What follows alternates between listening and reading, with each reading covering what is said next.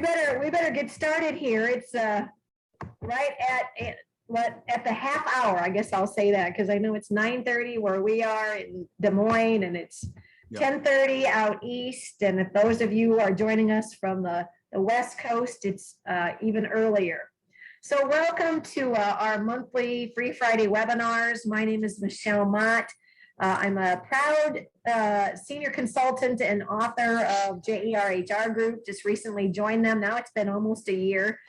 Previously having my own business, Inspiring Solutions, for 30 years. And today we are going to explore 3 simple but very effective strategies to lead your team. We do these, and we've been doing the webinars for probably almost 10 years as a way of delivering some tips on a timely topic and expose you to some of our tools and services and products that we provide for our clients to use. And JER Group, for those of you who may not be as familiar or have worked with us, we do a variety of different types of culture, organizational development services, which include executive and staff compensation analysis, leadership development, which today's topic is a representative of. We do a variety of HR consulting and technology. We help with talent recruitment and management. We are going to show you one of our many assessment tools that we use to help people understand themselves and improve their relationships.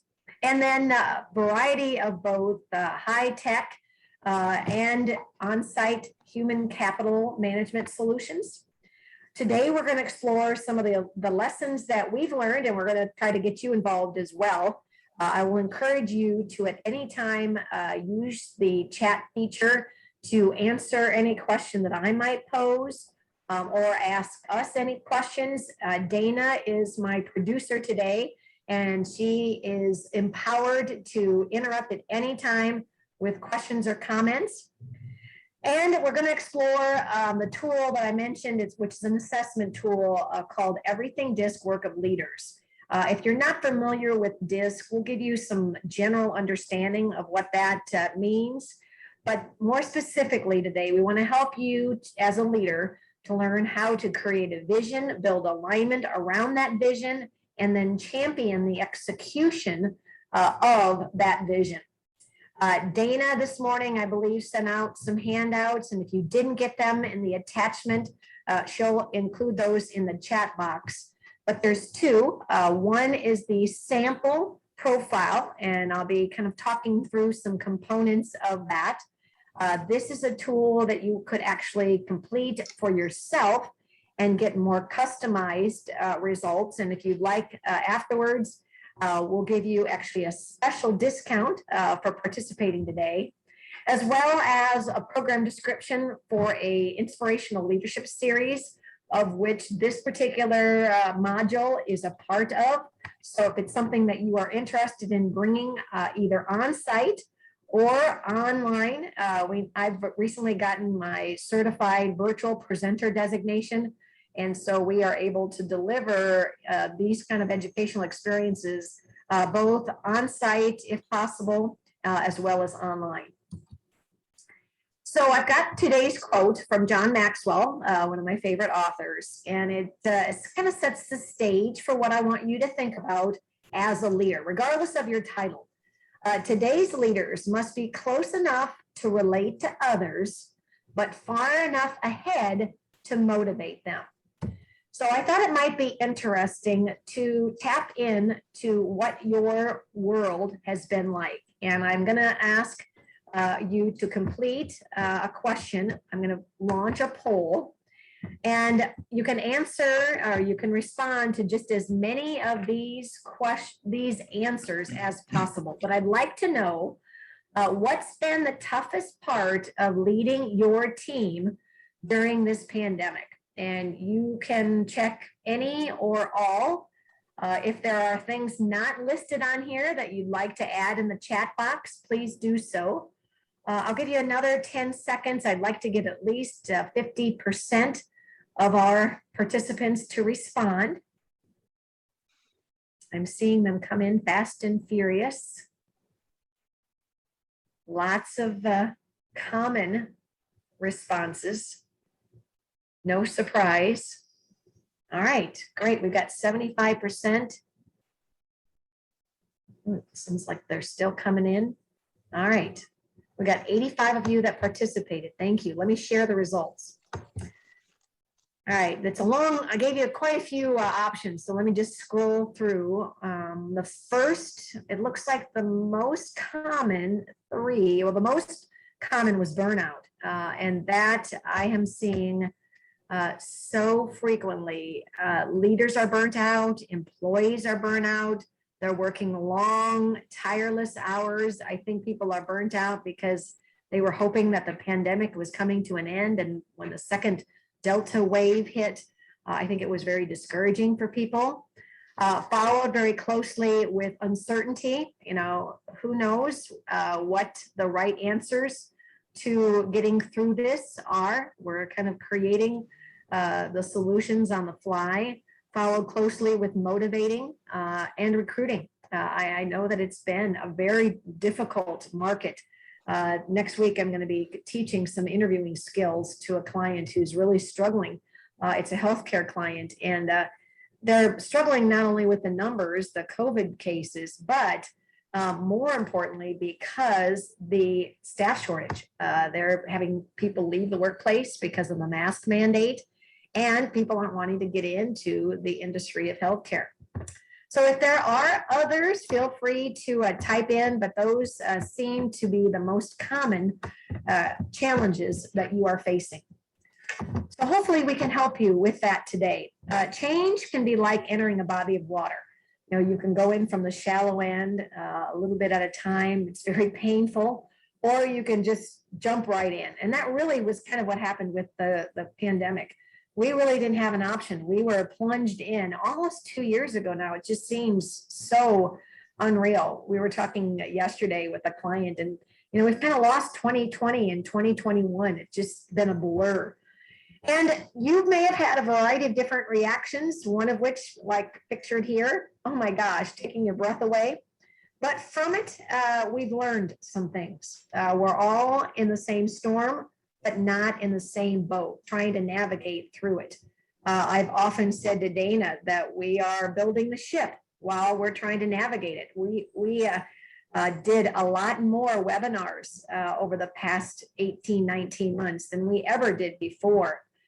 How many of you are familiar with Ken Blanchard's national bestseller, Who Moved My Cheese?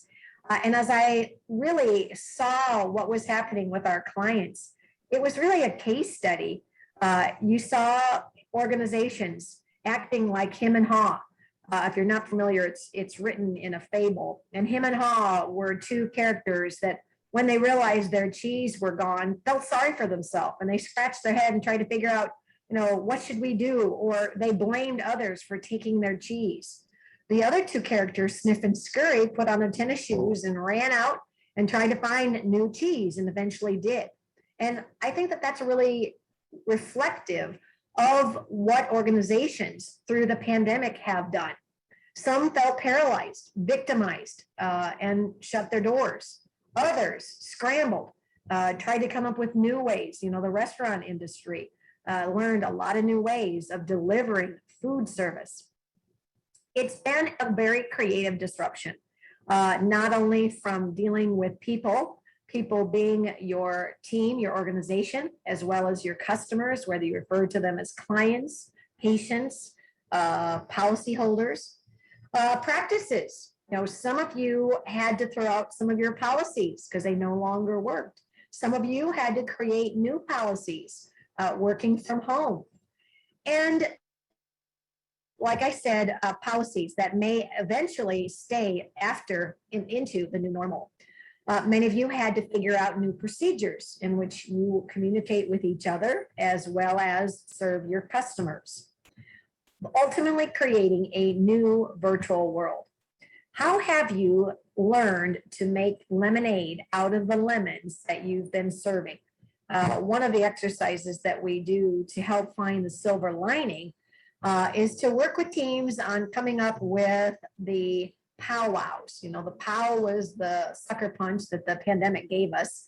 And the wow are some of those things that you were able to learn and do, and in many cases very quickly, that have perhaps now become best practices. I know infection control has been far more readily accepted, not only in healthcare, but just in general. So today's teams represent the department that you might be a part of, and maybe you're the manager or the director of it. As a leader, you might be on a leadership team. You could be leading a team virtually. I know several teams that I'm working with. Some are on site and some are working virtually. They might be multidisciplinary, which means they represent different parts of the organization.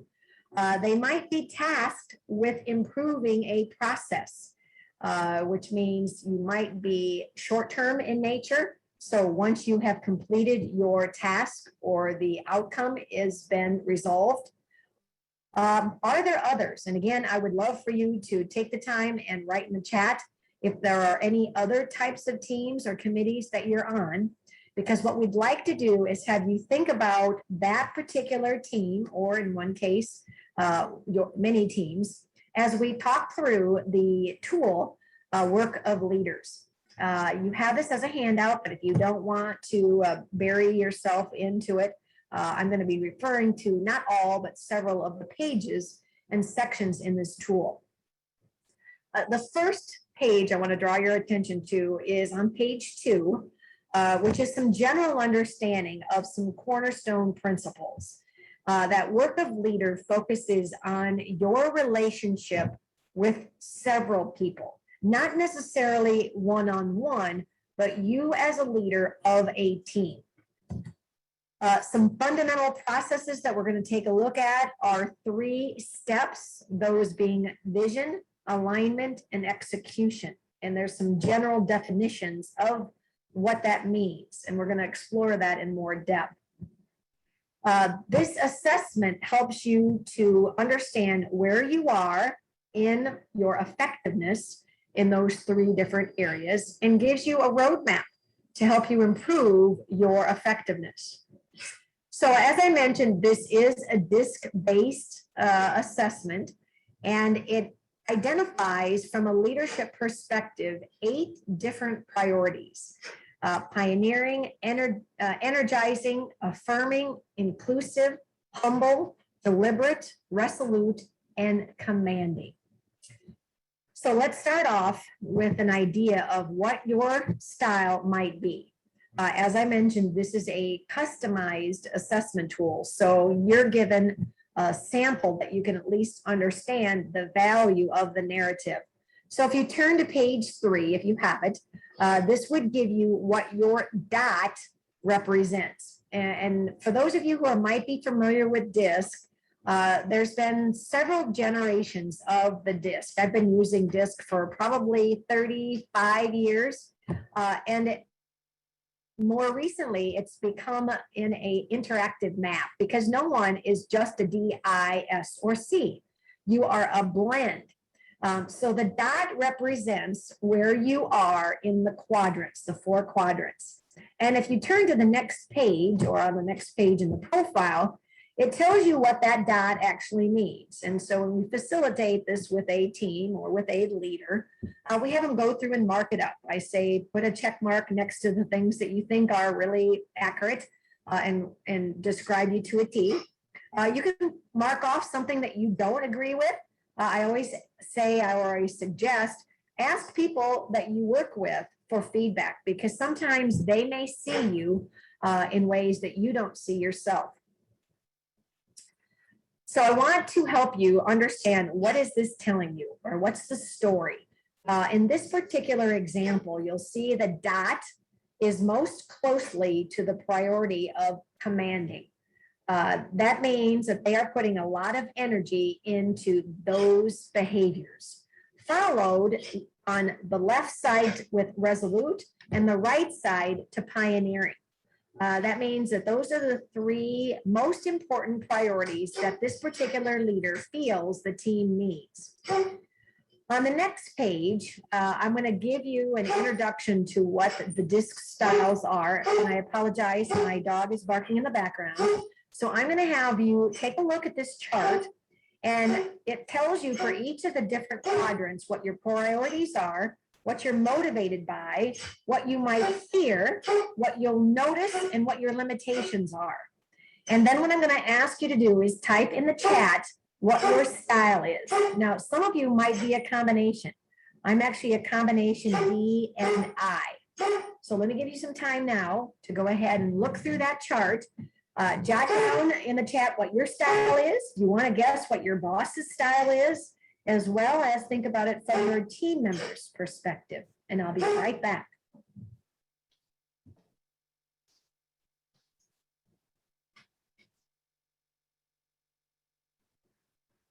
One of the ways that we help people determine what style you might be is take a look at the top half of the chart, the D and the I, and try to determine what area you may fall into. And then the second step is to take a look at the left side and the right side and determine where you might fall in that area. So that's just a quick and easy way to try and figure out what style you might be. Great, thank you, Dana. Good tag teaming. And you know what? Animals also reflect styles. I have a very dominant 13-and-a-half-year-old yellow lab. And so when she wants something, whether it's food or attention, she usually gets it. Not that Dana would say I spoil her or not. So that's the general understanding, and Dana gave you an idea of how you can read not only yourself, but understand the styles of others. So what does this all mean? On the next page, it introduces in general what we're really going to be exploring in this work of leader process. And it describes the 3 steps, as I mentioned before, as well as for each step, 3 drivers, and then 2 behaviors that are reflected on a continuum. And we'll talk more about that. And I'm going to encourage you as I go through and describe these, how and where you would see yourself on the continuum. So first of all, step number 1 is to create a vision. I think this is kind of fun. And feel free if you want to type in the chat, but otherwise just kind of answer to yourself. If you were to think about an organization who you might know that wanted to create a product or a brand in its marketplace, could you guess what that organization is? So the first one is to put a computer on every desk in every home. That happens to be Microsoft's vision. Another organization had the vision to organize the world's information and make it universally accessible and accessible or useful. That is the vision of Google. Another one, build a place where people can come to find and discover anything they might want to buy online.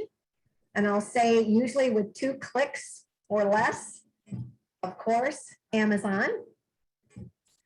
As a Girl Scout, I thought you might appreciate knowing what their vision is: to bring girls out of their clustered homes environment to serve in communities and experience the open air.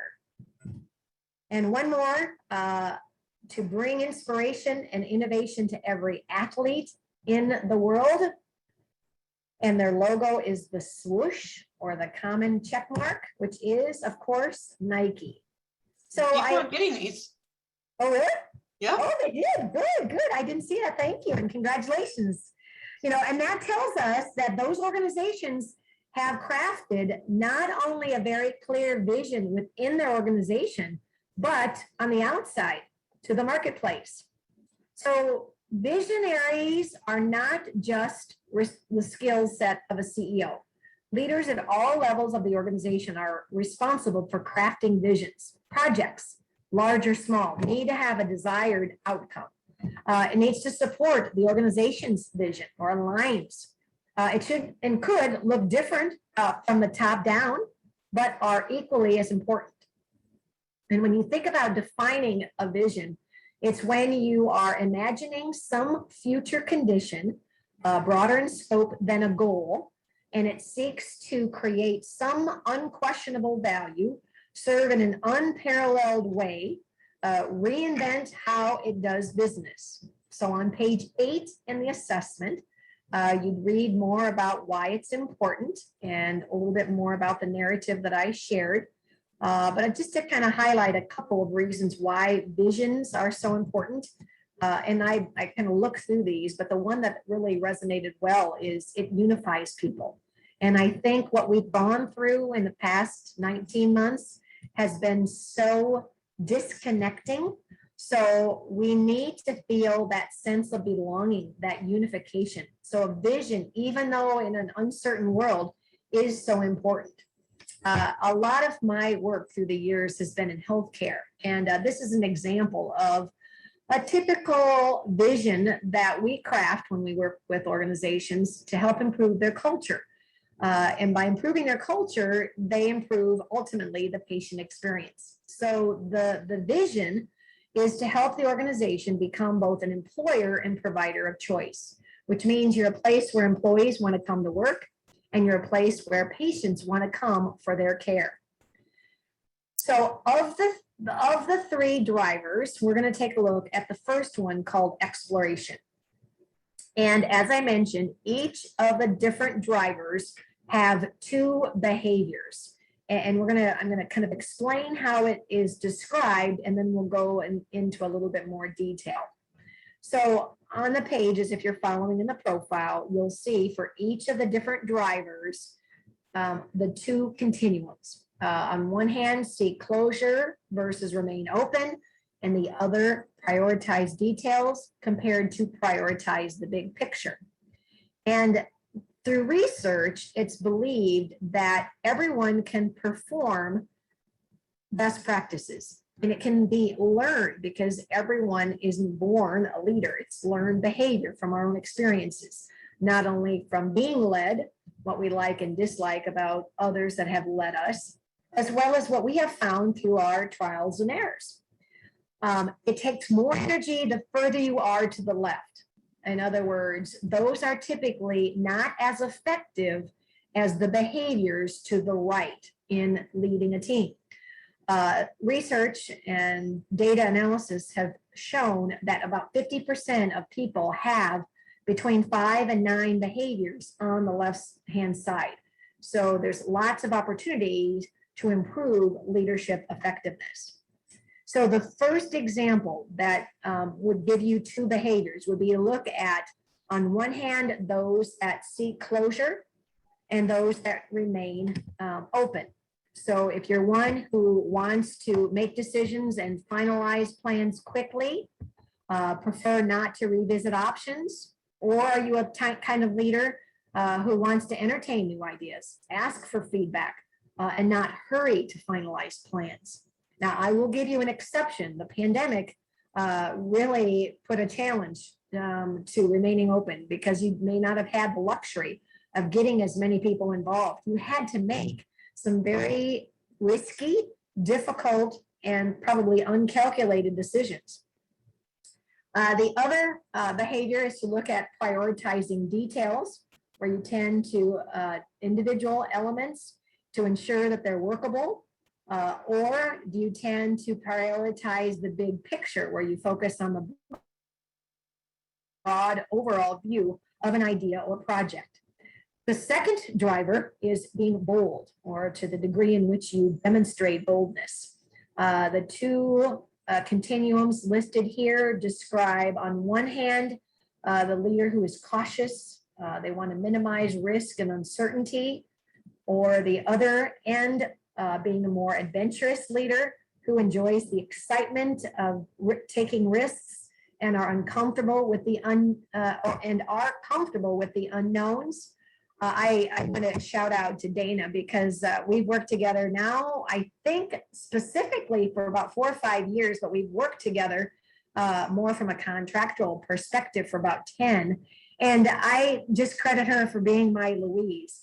I come up with these harebrained ideas, I tell her, fasten your seatbelt and we're going to give it a try. We're not quite sure how it's going to be. It's going to be a fun journey.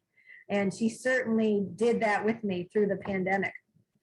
Hold back compared to speaking out. Hesitate to say anything that might be challenged or put their credibility on the line.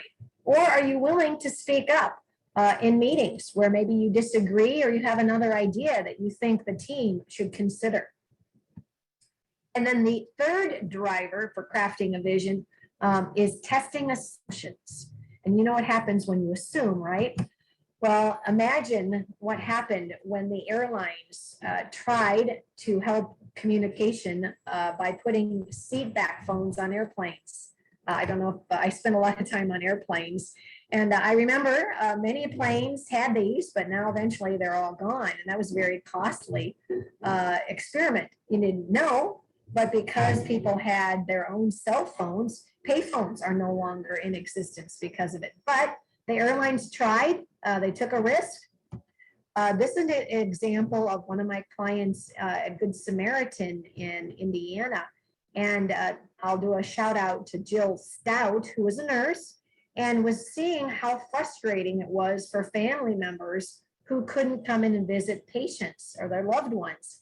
And so she got together with maintenance and they created windows on wheels, which meant that they could, in fact, visit patients, or even the nurses and doctors could round safely with patients that were hospitalized with that plexiglass. And I think that plexiglass is probably going to be around a lot more counters than ever before. And then the other, so some behavior testing assumptions, you decide independently, where you're the kind of leader who wants to make your own decisions without input or feedback from others? Or are you the kind of leader who likes to get feedback, consulting with your trusted advisors? And they could be your teammates, they could be experts to evaluate risks and outcomes. And again, an exception to the pandemic, we didn't have a lot of best practices or resources. We kind of just had to give things a try. And then the other continuum takes a look at the leader who might push forward, where they prioritize quick progress to find it difficult to be patient with careful evaluation, compared to the leader who explores implications. You show patience in evaluating ideas to determine potential benefits and drawbacks. I have a client that I'm going to be working with next week, and they have what's called huddle boards. And it's a way that they have visual display of things that are important.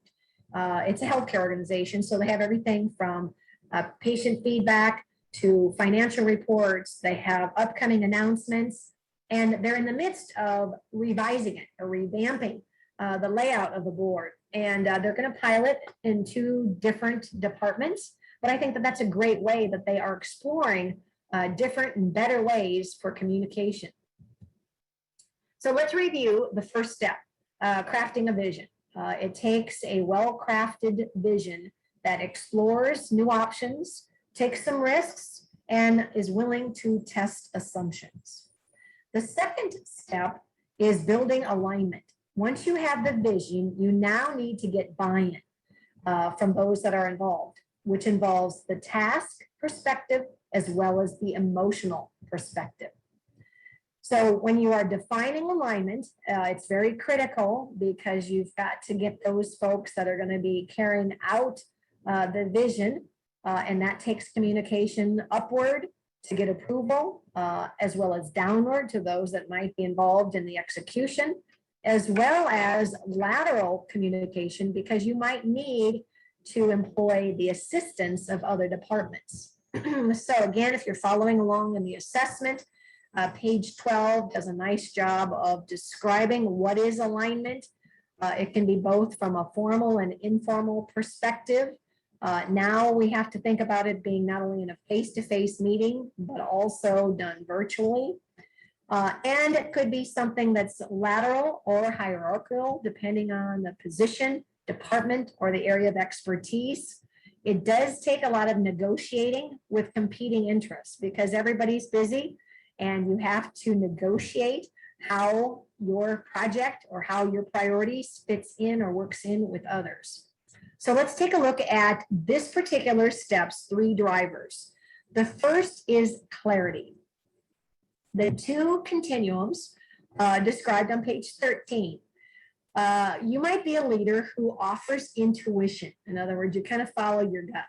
You communicate more with your personal feelings and opinions. In other words, how it feels to you or what you think, compared to explaining the rationale. And the simplest way that I can think of this is remembering when you are in a meeting with your fellow leaders and come out with a decision, you need to make sure that you explain the rationale or the why behind decisions, or the facts that give the logistics for a decision. Helps people to understand and commit to the decision. Another continuum is to take a look at, are you a leader who tends to do impromptu messaging? Don't tend to invest energy in organizing what they have to say. I will admit, I'm probably better at texting than I am long written emails. And I know that that can be oftentimes distracting to Dana when they come in. And it's not that I'm needing a response right away, but it's something that comes to my mind, and I tend to communicate it as I think it before I forget it. Versus, on the other hand, an opportunity for me is to have more structured messaging, where you think and organize your thoughts in a manner, either it's something that you verbalize or maybe you document in an email to make it easier for others to understand. The second driver is dialogue. The 2 continuums we're going to take a look at, and to what degree do you present information, in other words, to which you talk to versus talk with.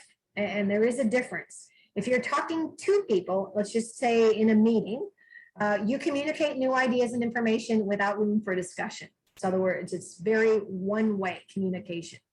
On the other hand, are you the kind that encourage more of a synergistic meeting? Yesterday, we had our all-employee quarterly meeting.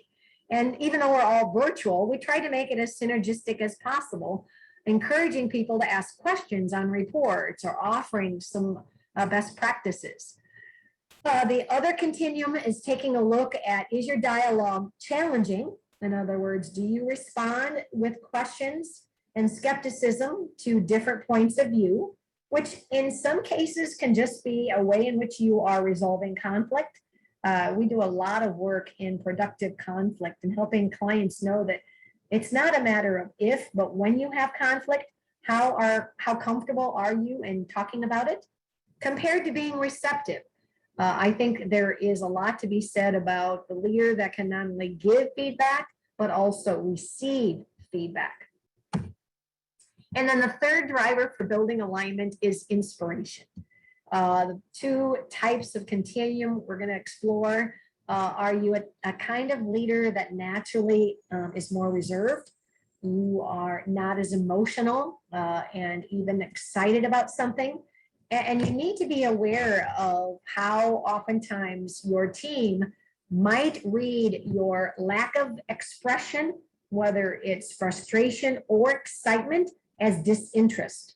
So you need to be emotionally aware of how your body language is received by others, compared to, on the other hand, the more expressive, which could be upbeat. It could be more transparent, because I think sometimes you have to have those difficult conversations. So you have to be willing to say, at times you're excited, but you're also willing to say, I'm concerned.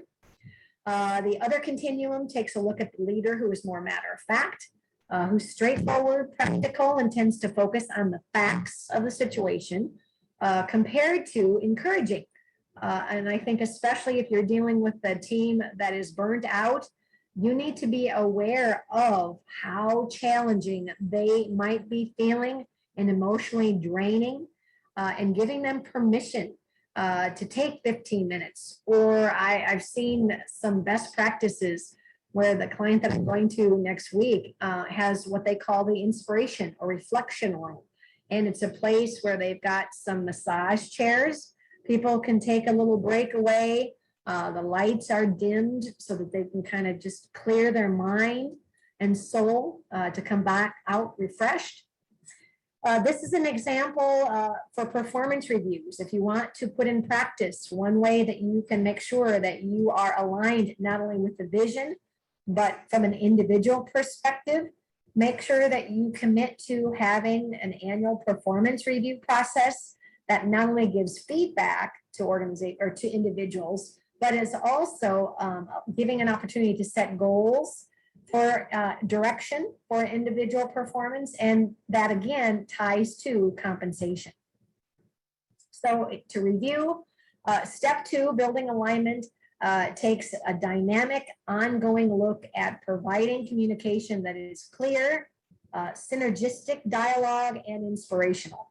And leaders must continually monitor and realign with the reality. In other words, giving feedback to how close the actual situation or the team is performing to achieve its desired vision, which leads to the last step, and that is championing execution.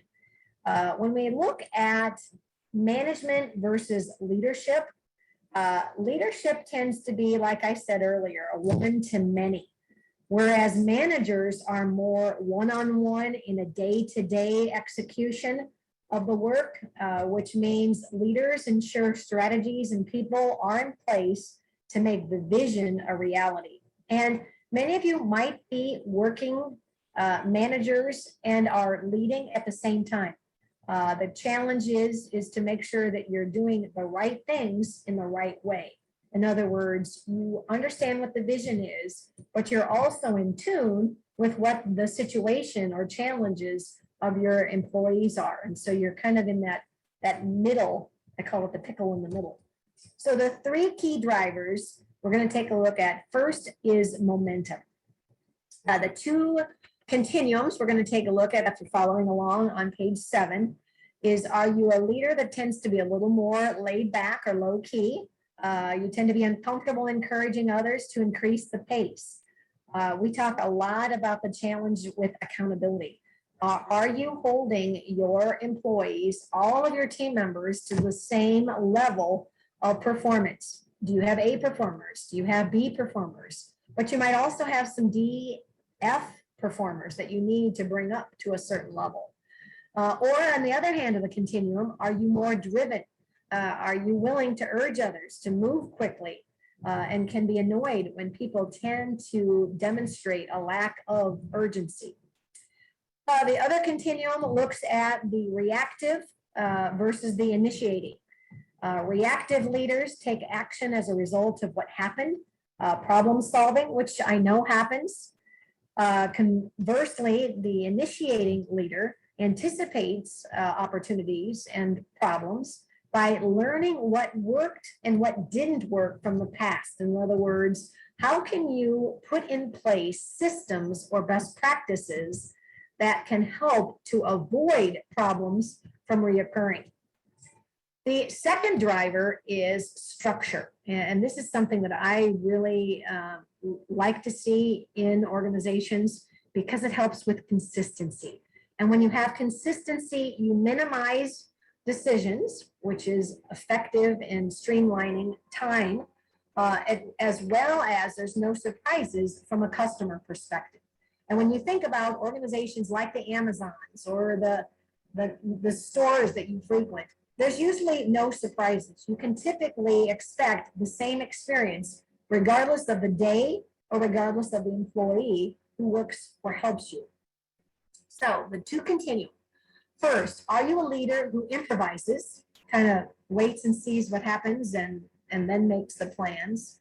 Or are you one that wants to have a more structured, organized plan or course of action with clear expectations and deadlines? Because I think that people do need deadlines as soon as possible, typically is not very specific.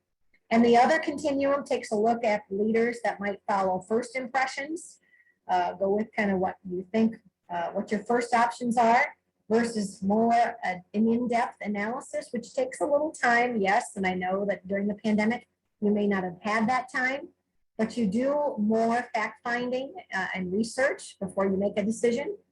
And then the last of the drivers for champion execution is feedback. And I know, John Wing, you're on here. John and I have recently co-authored the Culture Index survey process. And so if you want more information, at the end, we'll open it up for Q&A. But that's a great way that as a leader, you can get feedback for your team.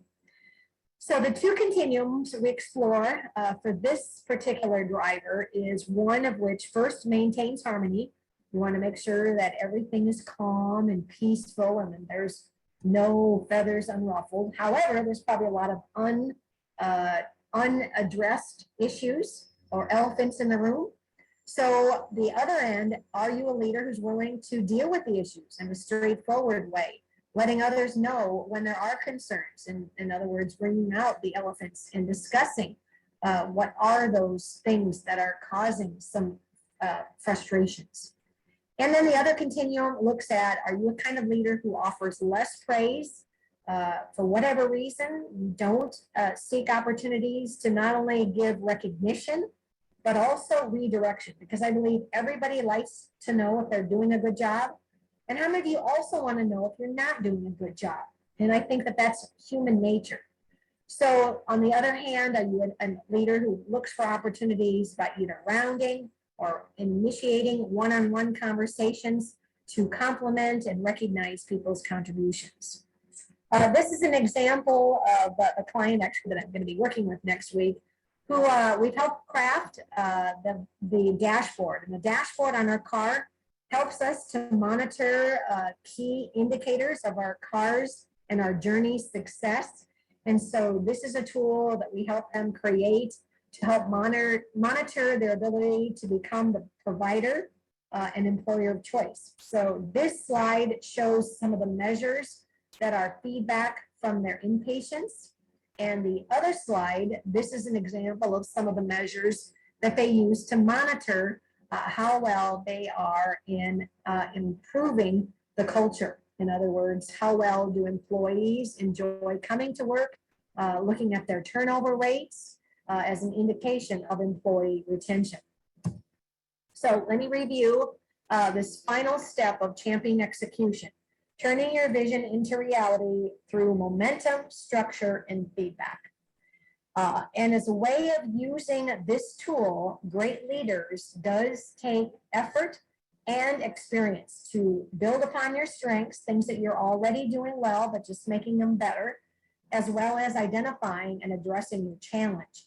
And through completing of this assessment, you'll get specific feedback to what your strengths are, as well as what are 3 areas that are currently challenges, and then you can create an action plan to improve your effectiveness. And if you'd like more information, I believe another document that was given to you is the description where the Inspirational Leadership Series.